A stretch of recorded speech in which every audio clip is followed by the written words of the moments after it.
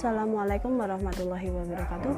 Kembali lagi bersama saya Hendrianti Kartikasari pada mata pelajaran Bahasa Indonesia kelas 7 di SMP ITA Salam Sanden. Untuk kali ini kita akan belajar merencanakan dan menulis teks cerita fantasi. Yang pertama, merencanakan cerita fantasi. Langkah yang perlu dilakukan yang pertama, menemukan ide penulisan. Menemukan ide dapat dilakukan dengan mengamati objek nyata lalu diberikan imajinasi.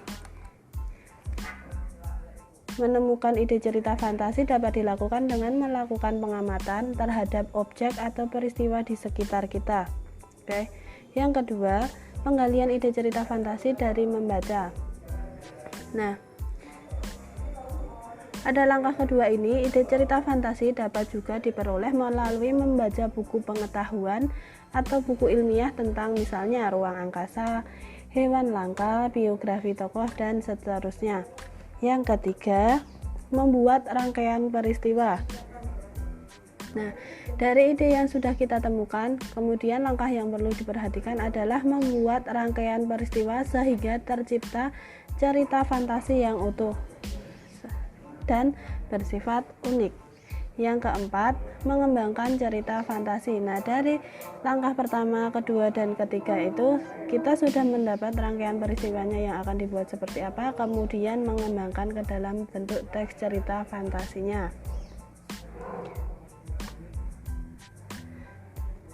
Yang selanjutnya, menulis cerita fantasi. Dari hasil merencanakan cerita fantasi, kemudian kita akan menulis cerita fantasi. Langkah yang perlu diperhatikan adalah yang pertama, merencanakan. Yang kedua, mengembangkan produk. Yang ketiga, memberi judul yang menarik. Yang keempat, menelaah untuk merevisi. Dan yang kelima, mempublikasikannya. Oke. Untuk yang pertama, merencanakannya.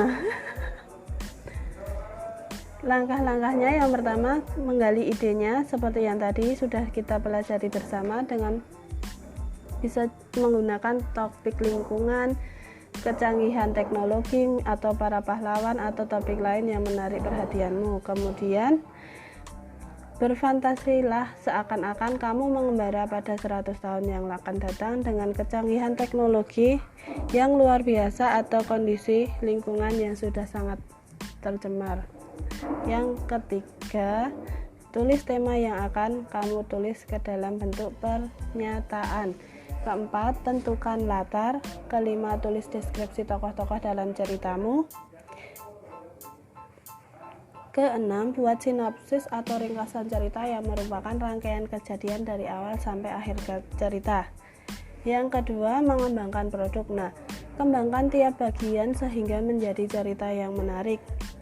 Untuk pada topik yang kedua atau pada rancangan yang kedua ini, mengembangkan produk, kamu nggak usah terlalu memerhatikan tulisannya seperti apa, nanti ada fasenya tersendiri untuk memperbaiki tulisannya.